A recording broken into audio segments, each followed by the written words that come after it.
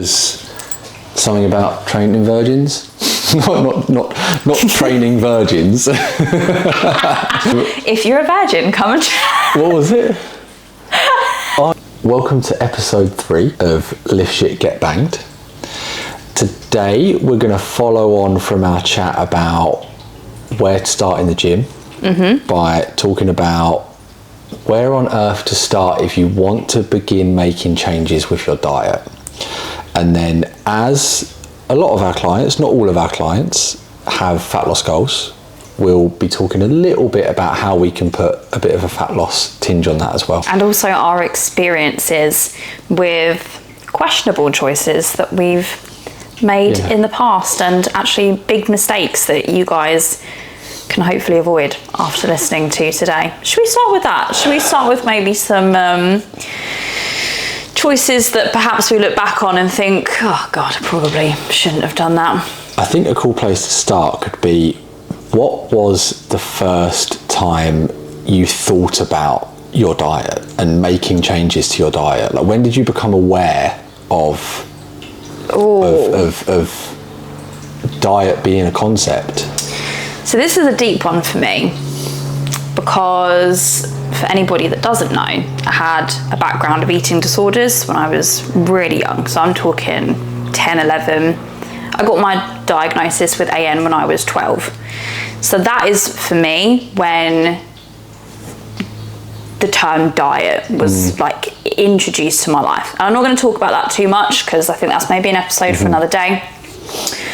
But I think in terms of making positive changes to my diet from a place of wanting to look after my health, probably came in when I was about 17 or 18. And this was when I started to come away from that idea of needing to be smaller, needing to be skinny, and it was moving into, okay, how do I start to look at how can I feel more energetic, and what positive choices can I make for my body? And don't get me wrong, they were still very strange choices, and I think weird things that I've done at that point were, you know, completely cutting out carbohydrates, introducing weird teas that were laxative teas, avoiding all types of processed food, avoiding cooking with sauces or seasonings, which I know is one that affected you as well. Yep. Bread, I didn't eat bread for a long time actually. I didn't eat bread because I thought it was evil, and that if I had one singular breadcrumb, I would put on 10 stone. Thought that was a thing. So yes, many questionable choices, and that was after, you know, all of the other stuff, and it's been a real journey for me, if I'm honest. And I think a lot of that I didn't even realise was happening. I didn't realise that that was a narrative that I had created for myself. And it personally for me took a long time. It took so long for me to create that healthy relationship with food and actually focus on what we're going to talk about today, which is, you know, the absolute fundamentals of a balanced diet. So yeah, it took a really long time for me. What about you? I think I just went straight in with chicken and rice. And I think that was the first time I actually thought about changing what I ate. Before that, and interesting, like you said, there's I think relationship with food could be a whole nother that's a topic for another day for sure, because I can always remember eating more than my friends. I can always remember almost like, if we had a sleepover, going back that long, being the one that would go to a supermarket and buy so much food, and looking at my friends and thinking, how do you have a few and then think, that's enough, like, I'm full? Like, my experience with food from a young age was very much, I had a bit... Oh, hello. Mabel's making another appearance. I can remember always kind of observing other people and thinking, how do you just have a few and then stop and be like, that's enough? Because I'd always be like, I stop eating when I feel overly full. Like if I'm not stuffed, that's not a good meal. And I think, again, I had no awareness of it at the time. I think it's only since I've started coaching and talking to clients about relationship with food that I can look back at some of that stuff. Yeah. That's so interesting how you didn't even really realise it yourself until you looked back. Very similar for me. It's almost, like I said, it's like subconscious. You don't realise that you've got that narrative in your head. I think the first time I tried to change my diet was just going straight in with chicken and rice. And like you said, no seasoning, no sauces. I have a memory of being at college and all of my mates being like, oh my God, Ben, you're so hardcore because you eat chicken and rice. And literally being like, yeah, and having dry, whole grain, microwave rice. Ew. Not reheated. Oh God. With plain chicken breast. Which I'm vegan now, so that obviously is different now, which we'll come on to later. But with no seasoning, no sauces, not reheated, just out of Tupperware. It doesn't get any more bro than that. In the college canteen, and it was like eating rubber. That sounds horrendous. That does sound terrible. Obviously, I didn't stick to that for very long. No. And then But this is it. That is such an extreme that you were actually getting praised for by your friends for being so disciplined. And that's something we see a lot with our clients. I've been eating really clean. I have been, super, super strict with my diet, but I can't stick to it. It's a pattern we see a lot. Yeah, and I even remember being like praised for going on nights out and like say having my Tupperware before the night out, not really drinking. People, not like my close friends, but people that I like kind of knew loosely that would see me out, that would be like, oh, you're not drinking? And I'd be like, no, I'm dieting. And they'd be like, oh, I wish I had your discipline. Like it very much was praised. I think that's very much still a conversation that comes up quite a lot, actually. Do you get this when you go out and someone will see you with a drink or like eating a bit of pizza and they're like, oh, is it your cheat day today? And I'm like, no, I'm just living my life. Just a normal human. I used to avoid telling people what I did for a living when I went on a night out. No, I literally still do. Also, if you're listening to this and you've done this before and you've like seen a PT or a coach in public, don't ask us about how to drop body fat like in that moment, because we're just trying to live our lives, man.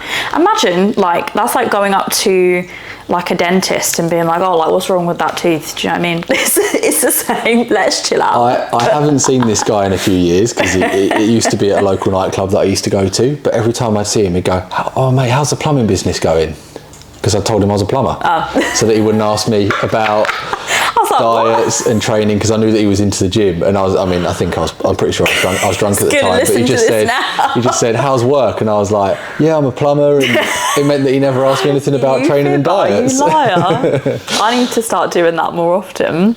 And then it became a running joke, and my mates would be like, what? Yeah, if that's you, don't do it. It makes us feel weird. We're just trying to relax, okay? So my entry into thinking about, or the first time I became aware about diets was chicken and rice, and then I think I went straight from that straight into flexible dieting culture. Calorie tracking, like not so much social media or like Instagram, but YouTube was, what can I fit into my calorie target? Yes, I think that was actually the next jump for me as well. I went straight from restrictive in a slightly different sense, but cutting carbs, eating just leaves, less is more. Like quite literally, I'd be like, oh, I'm gonna have a tomato with some olive oil for dinner. Like wild, absolutely wild. To okay, I want to be strong, and let's see how many chicken nuggets I can fit into my macros.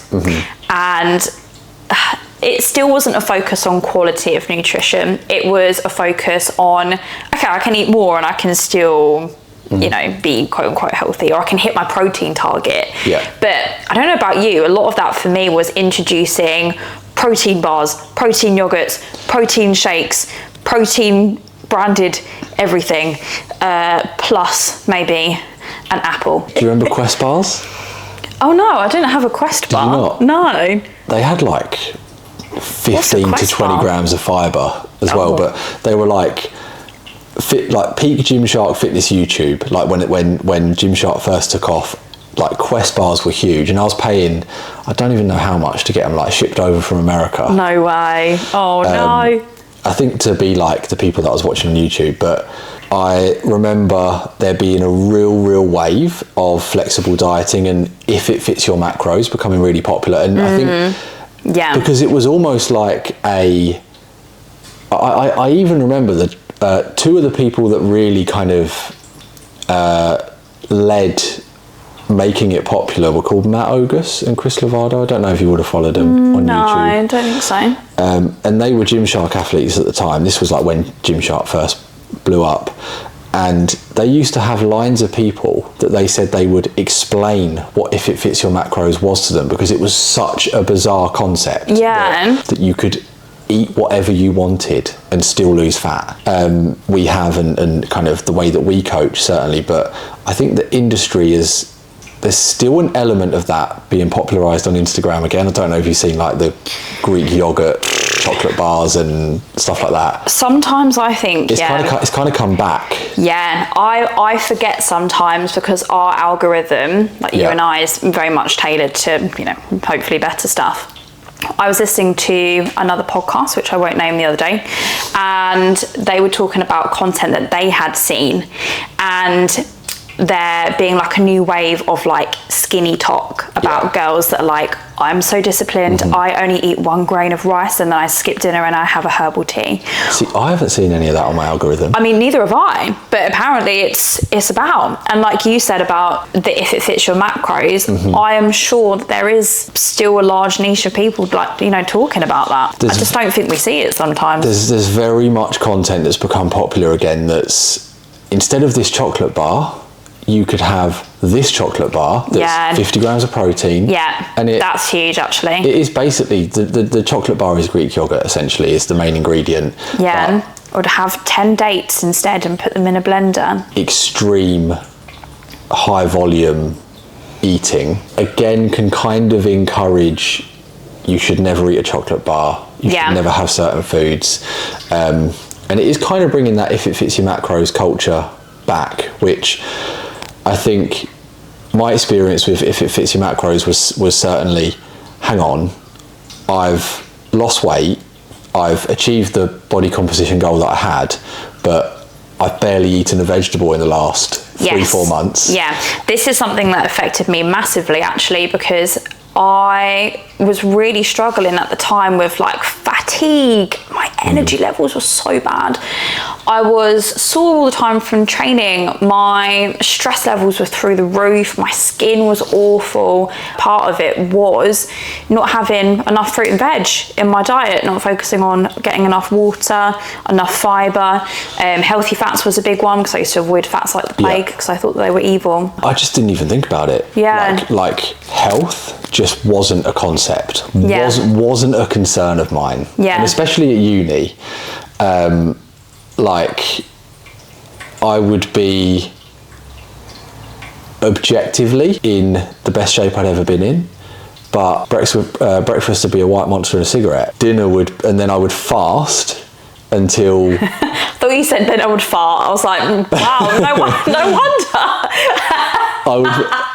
I'd fast until and then dinner would be like a 4-scoop protein shake, a chicken breast, and then, I mean, obviously this is like, I was a student, this is very specific. I can imagine that money was also trying to like a very specific window of time, but then 10 dark fruits at pre-drinks, and then Strongbow and then dark a night fruits. out. Good times, man. Good times. Health was genuinely just not even a consideration of mine. It was like, am I in a deficit?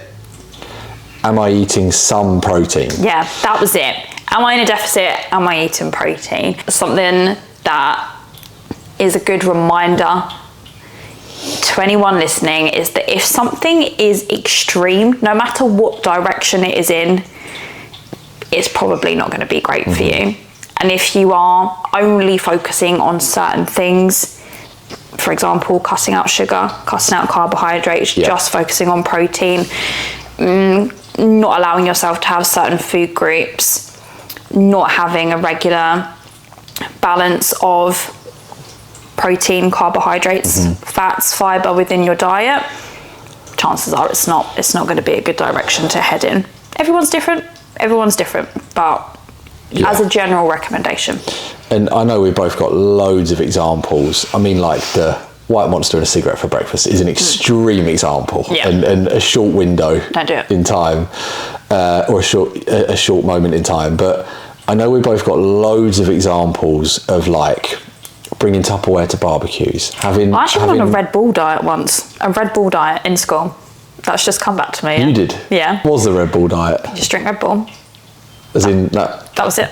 It's quite a simple diet. lots of micros. How many cans a day? Like 3. This is when we were like, we must have been 16. Sugar-free Red Bull? It was wasn't even branded Red Bull. Otherwise, that's a 0-calorie diet. Yeah, it was the 35p sugar-free energy drinks from the shop. God. We would buy like 3 or 4 in the day and skip lunch and have Was this a self-created diet, or was it an actual popularised diet at the time? I have no idea. I don't know where we got it from.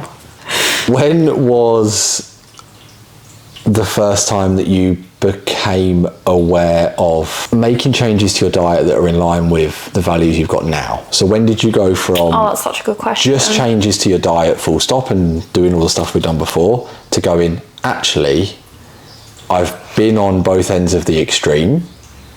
Where's that middle ground that you found now? When was the first time you became aware of that? I think it was after realising, like, actually it's not just about what you look like, it's about how you feel. There's such a huge part of health that is so far from aesthetics, and we have a lot of clients that come to us for fat loss, which, you know, is fantastic. And if you've got a fat loss goal, it's not undermining that in any way, shape or form. In fact, both of us are doing fat loss phases at the moment. But a huge part of feeling healthy is about feeling like you've got enough energy to get through the day, and not just get through it, but actually enjoy it and show up as the best version of yourself, and not feeling like a sack of shit all the time. And I think that's when I really started looking at just what foods are actually making me feel great, supporting my gut health, supporting my vitamin and mineral intake, you know, looking at actually having a balanced plate of foods that included starchy carbohydrates instead of, you know, trying to avoid them like the plague. And my training performance as well, like knowing that, okay, if I have more carbohydrates, I'm going to show up better in my sessions. And I think that's probably when I really started looking at the quality of my nutrition. And I've always had like quite a good background of that. Like my family have always eaten quite well. Like my dad comes from an Italian family, my mum, like, she's a really good cook, and we've always had lots of fruit and veg in our house. That's always been a thing, and like a protein source of some kind. And actually, I think a lot of that got skewed from diet culture, and it was actually going back to a lot of the stuff that I'd learned probably when I was really young. I think it was honestly when I went vegan. With myself, I was very much still quite if it fits your macros until I went vegan. A big part of the reason why I went vegan was I just never really liked meat growing up. So just didn't really like the taste, didn't really like the texture before I'd even thought about like the concept of veganism. And that, I think, made me eat in quite a beige way. I think a lot of people go down that route. And I am quite fussy with veg. Like, I would have only really eaten broccoli, carrots, sweet corn. I think typical vegetables that people would say like kids will willingly eat. I know I ate quite a beige diet before I decided to go vegan, and was kind of forced to be like, okay, I need to get some different nutrients here. Yeah. And my protein sources became chickpeas and tofu, and I needed to experiment with more veg in my diet. And I think I very much had childish taste buds until I was like 26, 27. In that I was incredibly fussy with food growing up, wouldn't really try anything, knew what I liked. And I think when I got to my kind of late 20s, that was when I started to be open to experimenting with food a little bit. And that went hand in hand with going vegan.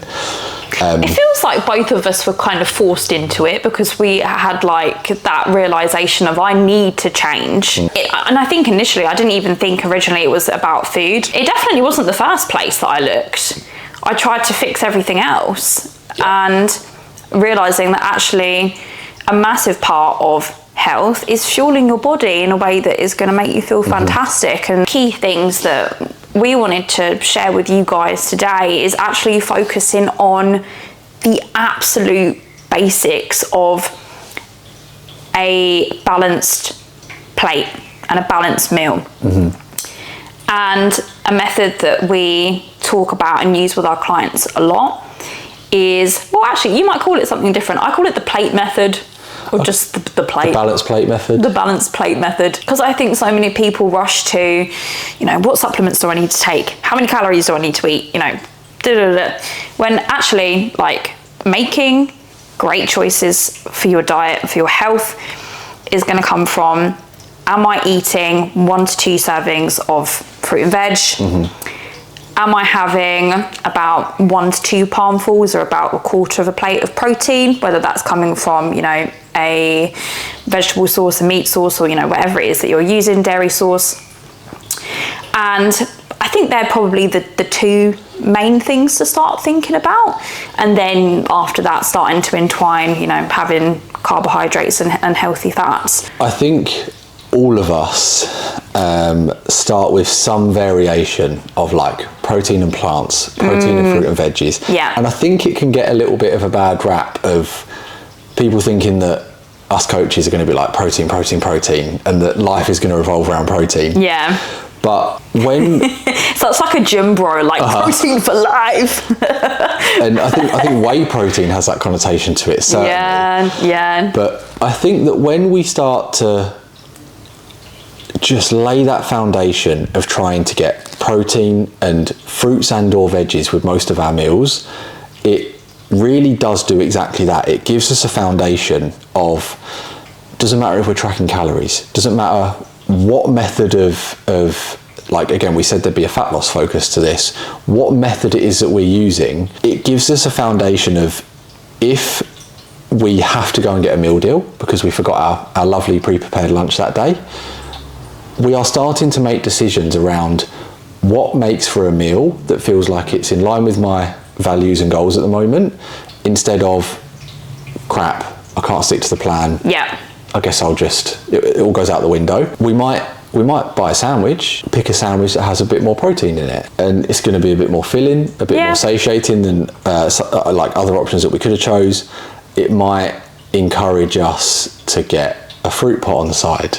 It might encourage us if there is some kind of vegetable option. But that foundation of protein and veggies starts to lay the idea of guiding our decisions that we're making, regardless of the plan, and being able to follow the plan that we're on. No matter what scenario we find ourselves in, we know what a balanced plate starts to look like. We know what's guiding the decisions that we're trying to make with flexibility. And I think we won't touch on it in too much depth today, but like, you might be wondering, why the hell is protein so important? Like, why is that a thing? And protein as a macronutrient, especially if you are in a fat loss phase, is so incredibly helpful. So, first and foremost, the RDA, so that's the recommended daily allowance for, so this is based on kind of UK recommendations from the NHS, is 0.6 grams per kilo of body weight. So anything underneath that each day is considered as deficient. And that's kind of the absolute baseline that you should be aiming for. So if you are getting anything under that, that's definitely something to, you know, initially start looking at.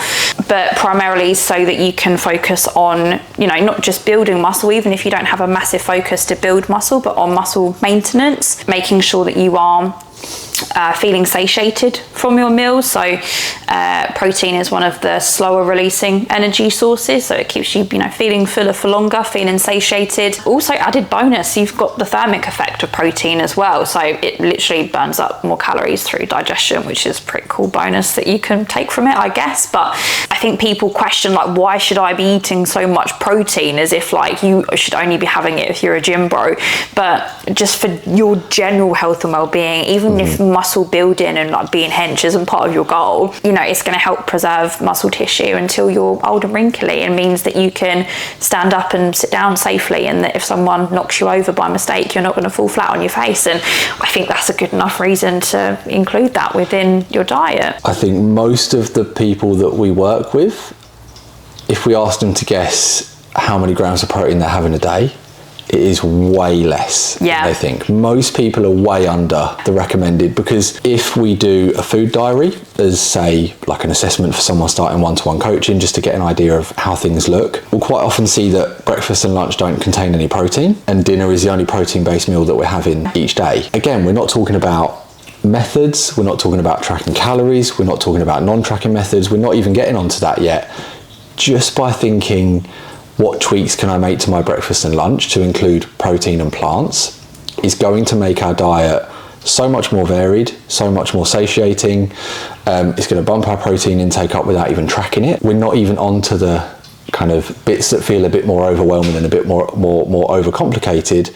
And that is why for most of our clients, we will start with that core habit, because it makes such a difference. Yeah, 100%. With fruits and vegetables, I think that's another one that people maybe underestimate how much they're having. So we normally start by kind of introducing 1 or 2 servings per meal. You know, people think, God, I've got to be eating like 5 fruits and vegetables per day, but I think like something that people massively underestimate is the portion size. So, you know, when we're talking about a portion size of fruit, that's not like a tiny little handful of grapes or like a little satsuma. So portion size should be around 80 grams. Say for example, you've got 5 lots of 80 grams, but 80 grams, when you actually measure that out, that's like half a plate of salad. It is maybe 2 small apples. I think people assume, oh, I've put 2 little bits of broccoli on my plate, that'll be enough. But actually it's a lot more than you think it is. Especially in the UK. My parents did their best to get me to eat vegetables, but again, it was if they could bargain with me to eat broccoli, peas and sweet corn. I think a lot of people, especially in the UK, grow up not eating a variety of fruit and veg. And obviously there is like economic factors in that as well, like environmental factors. 100%. I think the typical UK diet is a lot of fish fingers, chicken nuggets, a lot of beige foods. So then when we start to have that initial thought of, I want to change my diet, I want to have that attached to a fat loss goal or not, or health related initially, the concept of eating more protein and eating more plants is a bit foreign. I think the thing is, like, it sounds so simple. People are like, well, that doesn't seem like enough for me to focus on fat loss.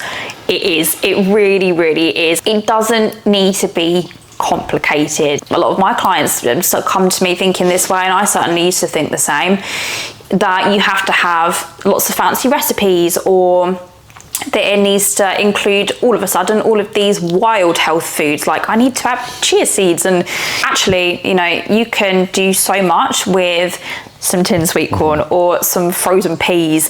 Also, just on a side note, like, just because something's frozen or tinned, as long maybe for tinned fruit, because that can have kind of syrups and bits in, but you know, you're still going to be having one of your servings of fruit and veg, even if it's not a fresh fruit and veg. From a price standpoint as well, if that's something that's holding you back, relying on frozen is such a fantastic option to go for. And obviously it's great when you're kind of prepping for kids and bigger families, and working on a budget as well. Such a good route to go down. Is that stigma around convenience being bad still?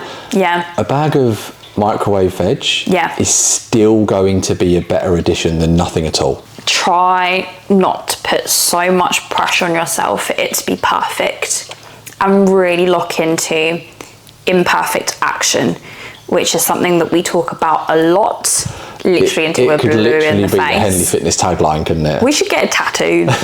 Imperfect action. Even if you are just starting by adding in a bit of protein into your breakfast, or adding in maybe a portion of fruit with lunch, and you're having a cheese sandwich with an apple and a banana. Great. Awesome. That's such a good place to start. There is that divide between I'm doing really well, I'm doing all of my meal prep, I'm ticking all of the boxes, I've got my quinoa salad for lunch with my lean chicken breast, and then I couldn't do that, so I've ordered a pizza. There's that huge split. By focusing on just slowly introducing, even if it's not perfect. And as you said earlier, you know, there's nothing wrong with also including less nutrient dense foods in there. So if you want a little bit of chocolate, great, and not push into those extremes, really taking the pressure off for it to be perfect. And if you have ever worked with us before, something that we really focus on is gradually building up over time.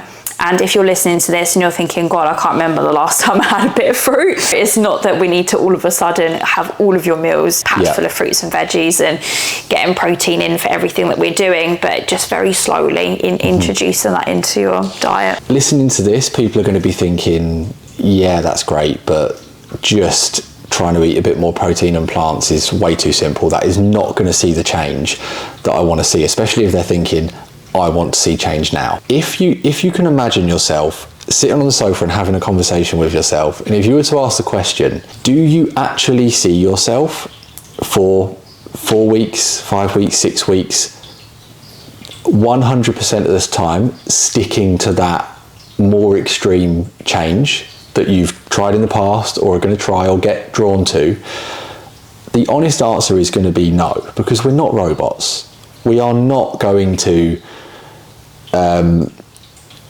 stick to things religiously, meticulously, without fault.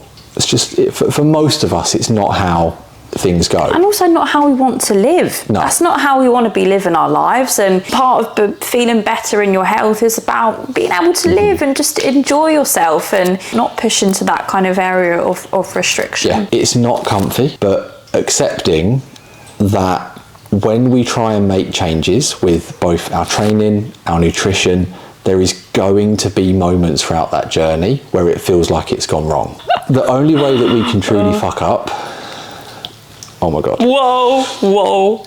Is by stopping giving it a go. Anyone that we have worked with that has achieved the long-term change that they were looking for, it's been this big messy journey, just a huge bundle of learning experiences, being open to seeing this as a practice and a trial and error process and a learning process and a chance to explore, not an opportunity to be perfect. Yes, I love that. I feel like that's just a big mic drop. I love that so much. It's really hard. Yeah. It's really hard. Yeah. But it absolutely is the process that our clients go through. I think we've covered quite a chunky bit of information in today's pod. Yeah, I think we've skimmed the surface there. I think in the next episode we'll start to have a few more practical applications for how do you actually begin that journey of, okay, I get it, Ben and Sophia have said eat a bit more protein and plants and